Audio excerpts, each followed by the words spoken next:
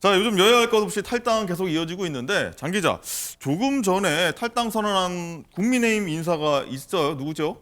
바로 이현주 의원입니다. 네. 2017년에 더불어민주당 그리고 2019년에 바른미래당을 탈당한 이후 세 번째 탈당입니다. 자신의 SNS에 이렇게 글을 남겼습니다. 윤석열, 김건희당, 또 검찰당이 되어가는 국민의힘에서는 희망을 찾기 어렵다는 결론을 냈다며 스스로 기득권 청산은 하지 않고 여전히 운동권 청산만 외치고 있다. 또 윤석열 정권이 사회를 이분법적으로 보면서 갈라치기를 통해 갈등을 키워 정치적 이득을 꾀한다 이렇게 언급을 했고요. 마지막으로는 한동훈 위원장은 특검법을 악법이라면서 윤 대통령 내외 이해관계에 충실한 모습을 보였다 비판했습니다. 네. 탈당 선언이 아니라 탈당 신고서까지 아예 제출을 했네요. 자, 이종무 실장님, 이현주 전 의원 같은 경우에 이준석 그 개혁신당 위원장하고 굉장히 좀 친분이 두텁지 않습니까? 네. 그럼 그쪽으로 간다고 봐야 될까요? 그렇죠. 지난번에 이뇨한 혁신위원장을 앞에다 두고 영어로 그때 모욕감을 주었다 하는 사건이 있지 않았습니까? 근데 그 당시에 이준석 전 대표와 이현주 전 의원이 함께하는 북콘서트였고 부산에서요. 그렇죠. 이현주 전 의원도 이뇨한 위원장에게 또 영어로 한마디 했던 게 기억이 납니다. 그러네요. 이현주 전 의원 제가 이렇게 쭉 들었는데 자신이 탈당하는 어떤 이유를 다 들었습니다. 그런데 한 가지 생각이 드는 게 민주당에서 출발을 해서 국민의힘으로 왔다가 이제 아마 개혁신당으로 가는 어떤 그 길목에 서 있는 것 같은데요. 좋습니다. 뭐 비판할 수 있고 대통령도 비판할 수 있고 영부인도 비판할 수 있고 또 자신이 몸담았던 정당도 비판할 수 있습니다. 하지만 저는 국회의원이 될 정치인들은 딱 한 가지 더 있어야 될 것이 네. 이 사람은 어떠한 생각을 갖고 있는 국회의원이다. 예를 들자면 노무현 대통령 그러면 국회의원 시절부터 지역 균형 발전 뭐 이거를 위해서 이 한 몸 바쳤다라는 인식이 있잖아요. 뭐 김대중 대통령은 통일을 위해서 한 몸 바쳤다. 그런데 남을 비판하는 것은 기억에 납니다. 민주당 시절에도 늘 비판을 해왔고요. 뭐 국민의힘에도 비판을 해왔는데 이현주라는 정치인이 포지티브하게 무엇을 하기 위해서 이렇게 당을 계속 옮겨 다니는지에 대한 국민들이 납득할 수 있을까 하는 생각이 듭니다. 스펙트럼이 넓다 이렇게 보는 분들은 없을까요?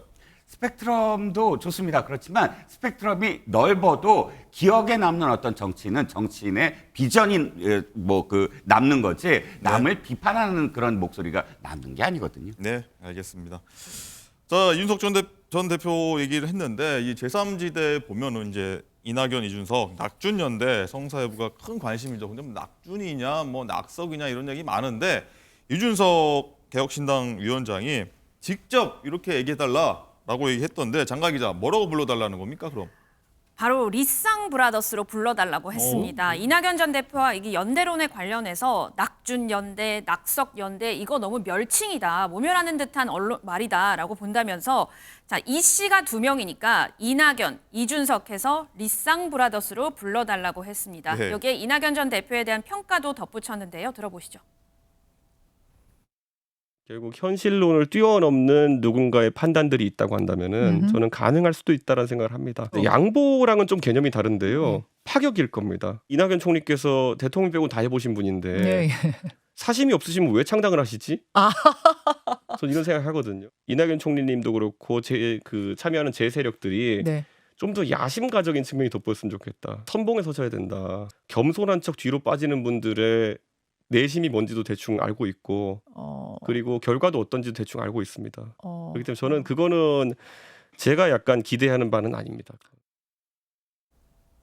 네, 그리고 조금 전에 이준석 개혁신당 위원장이 공약 하나를 발표를 했는데 이게 장가 기자, 어르신들이 굉장히 좀 반발할 만한 좀 공약인 것 같아요. 노인 지하철 무상 이용 폐지 공약을 하나 내놨는데요. 지하철 이용 폐지. 그렇습니다. 그러니까 65세 이상 어르신이 지금 사용하고 있는 도시철도 무상 이용 혜택을 폐지하겠다 이렇게 교통정책을 하나 내놨습니다. 고령화 사회가 지금 도래를 하고 있는데 꼭 필요한 변화라면서 이를 지자체에 전가하는 거를 폐지하는 대신에 이거를 국가가 책임을 져서 전국 950만 명의 지하철, 버스, 택시도 다 탈 수 있는 이런 형태로 만 65세 이상 노인층에게 연간 12만 원을 지급하는 방식으로 국가가 책임지겠다 이렇게 공약을 내놨습니다. 네, 불편하더라도 뭐 할 말은 해보겠다는 게 이준석 위원장의 얘기 같은데 굉장히 좀 갑론을박 좀 논란이 많이 벌어질 것 같습니다. 자, 리쌍 브라더스 얘기 한번 해보도록 하겠습니다. 이낙연 전 대표가요, 이 총선 불출마가 아니라 오히려 지역구에 좀 출마로서 좀 선봉했어야 된다고 좀 제안을 하고 있는데 박시영 부원장님 이건 어떻게 보십니까? 이낙연 전 대표가 지역구로 나가야 된다고 보십니까? 글쎄 뭐 리쌍브라서 그러니까 누가 게리고 누가 길인지 한번 묻고 싶네요. 가수. 예, 예. 게리가 좀 더 인기가 있는 것 같아요. 제가 네. 보면 그런 것 같은데 일단 이낙연 대표는 본인이 민주당을 왜 탈당했는지에 대해서 구체적인 답을 해야 돼요. 저희가 짐작한 데는 민주당 내에서는 대권 주자가 못 될 것 같더니 이렇게 이제 탈당했다 이런 느낌이 드는데요. 나는 좀 더 윤석열 정부가 잘 싸우기 위해서 뭐 탈당했다라든가 나는 좀 더 이 중도적이고 타협의 정치를 만들기 위해서 탈당했다라든가 그런 것들을 내놓아야지만이 지역구를 출마한다거나 정치를 계속 이어가는 명분이 생기는 거예요. 다만 권력의 문제에서 나는 배제됐으니까 나왔다 이렇게 하면은 저는 출마 명분도 없다 뭐 이런 생각이 들고요. 그런 것들이 결정당하고 난 이후에 출마하는 것이 정치 도의상 맞습니다. 네. 이준석 대표도 그런 것들을 좀 집어줄 만큼 이제 좀 성장하셔야 되지 않겠나 그런 생각이 드네요. 네. 예. 이종훈 실장 여기서 이 대목에서 하실 말씀 있을 것 같아요. 이낙연 전 대표의 어떤 탈당 이유, 명분. 그렇죠. 예.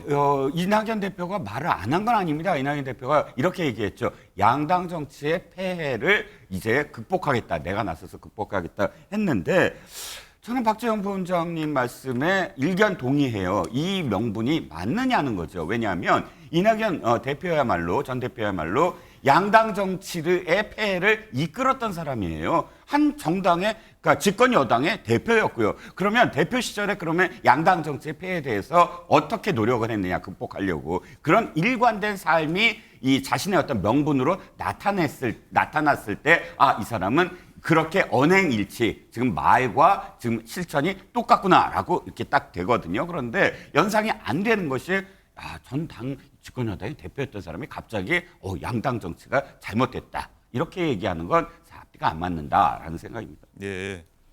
제3지대 지금 얘기하고 있는데 뭐 일상 브라더스 그리고 다 포함해가지고 보면은 한 5개 정당 정도 지금 되는 것 같은데 김광삼 변호사님, 이 5개 제3지대 뭐 뭉치냐 마냐 언제냐 뭐 설 전이냐 뭐 계속 이런 얘기 나가고 있는데 뭐 연대가 가능할까요? 제가 볼 때는 쉽지 않다고 봐요.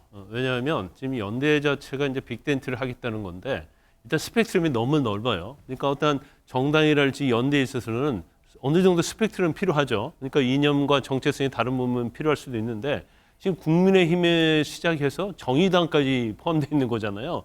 더구나 이제 분파가 한 5개 분파 정도 된단 말이에요. 그러면 결과적으로 연대를 하게 되면 뭐 비례대표랄지 또 여러 가지 당과 관련해서 연대와 관련해서 주도권 싸움이 계속 될 겁니다. 그러면 누가 주도권을 가질 것인지 그건 굉장히 중요한 부분이고 그들의 이제 정치 생명이 걸려 있는 부분이에요. 그리고 아마 지금 그런 것 같아요. 이낙연 신당하고 그다음 원칙과 상식이 만든 신당이 지금 분위기상 보면 상당히 주도를 하고 있다 이렇게 봐요. 예. 왜냐하면 거기에는 전에 대권 후보라고 할 수 있는 이낙연 전 대표가 있고 그다음에 현역 의원이 있잖아요. 또 민주당에서도 제가 볼 때는 현역 의원들이 상당히 탈당할 거라고 봅니다.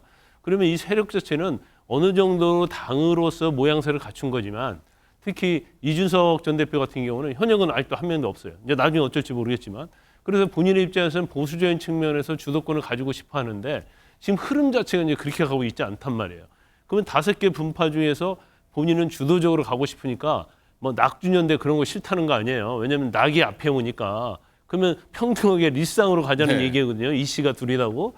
그런데 그것부터가 사실은 당 연대 이름과 관련된 주도권 싸움 아니겠습니까? 그래서 이준석 전 대표는 분파 중에 원 오브 댐이에요. 그 중에 하나에 불과하지 자기가 주도할 수 있는 그런 상황이 아니기 때문에 뭐 여러 가지 정체성이랄지 이념이랄지 그런 것도 상당히 틀려서 제가 볼 때는 연대는 쉽지 않다 이렇게 봅니다. 연대 쉽지 않다. 알겠습니다. 자, 그리고 이준석 위원장이 이끄는 개혁 신당이 상징색을 어제였던가요? 공개를 했는데 주황색이었습니다.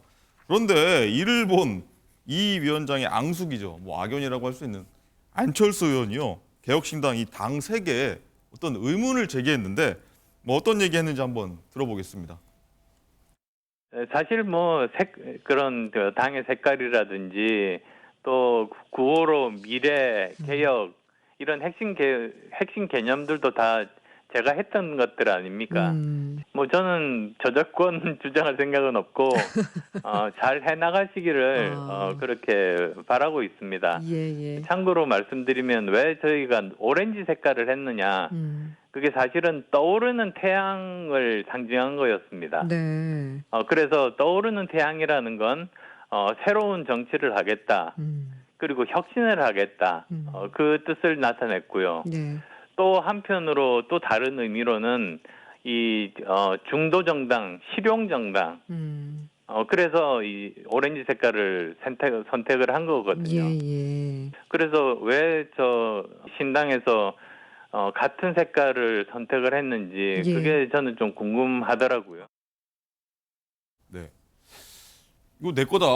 내 집에 있는 거 원래 내 거다. 이런 주장 같은데 이정문 실장이 네네. 이거 김학휘 의원입니까? 뭐 어떻게 봐야 됩니까? 7가지 색깔 중에 세 개는 못 씁니다. 왜냐하면 빨간색 지금 저 국민의힘이잖아요. 파란색 민주당입니다. 노란색 정의당입니다. 남는 색깔은 주황색하고 남색하고 보라색, 초록색 남습니다. 네. 초록색은 녹색당이라는 어떤 상징이 있어요. 예. 빼면 주황색하고 남색하고 보라색인데요. 남색은 아마 저 파란색에 가까우니까 포기하고 그럼 보라색하고 주황색밖에 안 남아요. 예. 근데 보라색은 대개 당 색깔로 잘 안 씁니다. 왜냐하면 굉장히 색깔이 강렬하거든요. 그래서 주황색을 썼다라고 생각을 하는데 뭐 하늘 아래 지금 정당이 수십 개고 수백 개 아닙니까? 뭐 색깔이야 뭐 이렇게 쓸 수 있는데 다만 저는 저 안철수 전 대표 말처럼 왜 했는지에 대한 기가 막힌 설명이 필요하다. 예. 그러니까 뭐 색깔이야 뭐 똑같이 썼지만 그런데 새 정치 때문에 썼다라고 하는데 전 또 안철수 대표의 새 정치가 뭔지 아직도 잘 모르겠거든요. 그래서 진짜 쉽게 설득력 있게 다가가는 그런 명분이 좀 필요하다고 생각합니다. 네, 이런 일도 있었다. 한번 이렇게 한번 넘기도록 하겠습니다.